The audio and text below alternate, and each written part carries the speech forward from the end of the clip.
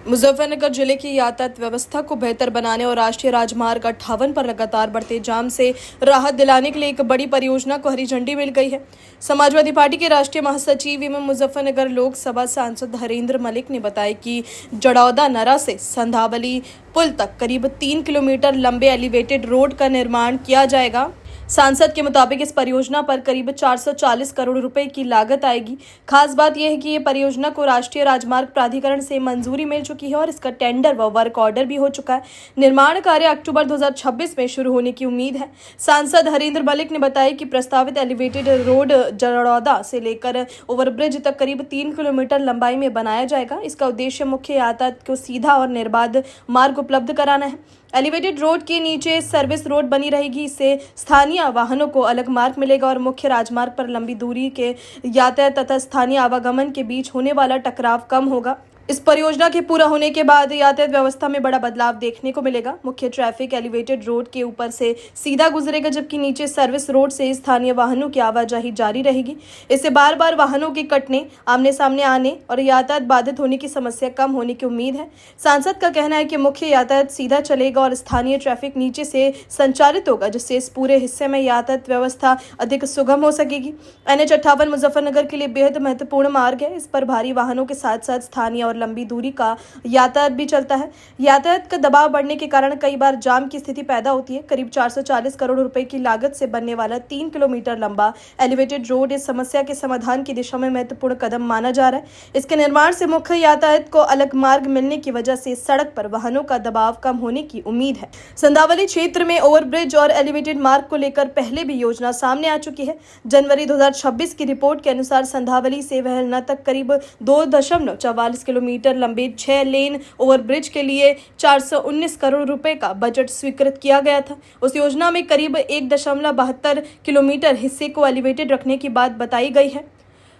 अब सांसद हरेंद्र मलिक द्वारा करीब 440 करोड़ रुपए की लागत से जड़ौदा नरा से संधावली पुल तक करीब 3 किलोमीटर एलिवेटेड रोड की जानकारी दिए जाने से इस क्षेत्र की यातायात परियोजना को लेकर तस्वीर और महत्वपूर्ण हो गई है। सांसद हरेंद्र मलिक ने पिन्ना बाईपास को लेकर भी बड़ी जानकारी दी है। उन्होंने बताया कि लंबे समय से अधूरा पड़ा पिन्ना बाईपास का निर्माण कार्य भी जल्द शुरू कराया जाएगा। पिन्ना बाईपास का काम अधूरा रहने को लेकर लंबे समय से चर्चा होती रही है। अब इसके निर्माण को दोबारा गति मिलने की उम्मीद है। बाईपास पूरा होने से NH-58 पर यातायात का दबाव कम करने में मदद मिल सकती है और आसपास के क्षेत्रों के लिए वैकल्पिक मार्ग उपलब्ध होगा। देखिए, मुजफ्फरनगर शहर की मेरठ से जो एंट्रेंस थी और जो एग्जिट थी, वहाँ रोज एक्सीडेंट का डर रहता था। हमने आप चुनाव के बाद से आप लोग कहा कि हम लोग रेडियो झूठिस्तान नहीं, हम लोग जो कहते हैं वो करते हैं। सफलता मिलती भी है, नहीं भी मिलती बात कई बार।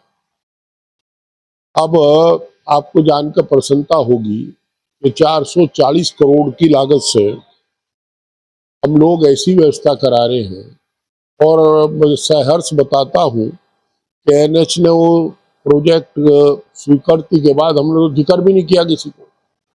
अब टेंडर भी हो गए, वर्क ऑर्डर हो गया, काम शुरू हो जाएगा अक्टूबर में। जड़ौदा से लेकर के और यहाँ के पुल तक फ्लाईओवर है, वहां तक रेलवे ओवर ब्रिज है, वहां तक ये सारा एलिवेटेड रोड होगा।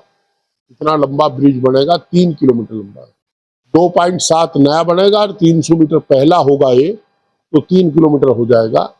और अब ट्रैफिक सीधा नीचे सर्विस रोड रहेंगी, वो सीधे शहर में एंट्रेंस रहेगी और शहर से एग्जिट और शहर के एंट्रेंस, कोई टकराव नहीं होगा, सब सीधा चला जाएगा। और ये पीना बाईपास जो अधूरा पड़ा था, इसका भी निर्माण शुरू हुआ।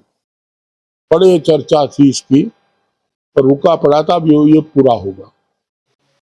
एक तरफ 3 किलोमीटर एलिवेटेड रोड और दूसरी तरफ पिन्ना बाईपास का अधूरा निर्माण पूरा होने की तैयारी। दोनों परियोजनाओं को मुजफ्फरनगर के यातायात ढांचे के लिए बेहद महत्वपूर्ण माना जा रहा है। एलिवेटेड रोड का निर्माण पूरा होने के बाद मुख्य यातायात को ऊपरी मार्ग और स्थानीय वाहनों को सर्विस रोड मिलने से सड़क पर वाहनों की आवाजाही अधिक व्यवस्थित हो सकती है। वहीं पिन्ना बाईपास तैयार होने पर राजमार्ग के यातायात को एक और वैकल्पिक रास्ता मिलेगा। सांसद हरिंद्र मलिक के अनुसार एलिवेटेड रोड परियोजना को एनएच से स्वीकृति मिलने के बाद टेंडर और वर्क ऑर्डर की प्रक्रिया भी पूरी हो चुकी है। अब निर्माण कार्य शुरू होने की तैयारी है और अक्टूबर में काम शुरू होने की उम्मीद है। अगर परियोजना तय योजना के अनुसार जमीन पर उतरती है तो आने वाले समय में जड़ौदा नारा से संधावली तक एनएच 58 का यह हिस्सा जाम और यातायात टकराव से काफी हद तक राहत दिलाने वाला महत्वपूर्ण कॉरिडोर बन सकता है। अपनी राय हमें कमेंट में जरूर बताएं और ऐसे ही लेटेस्ट अपडेट्स के लिए हमारे चैनल रॉयल बुलेटिन को लाइक, शेयर और सब्सक्राइब करना ना भूलें।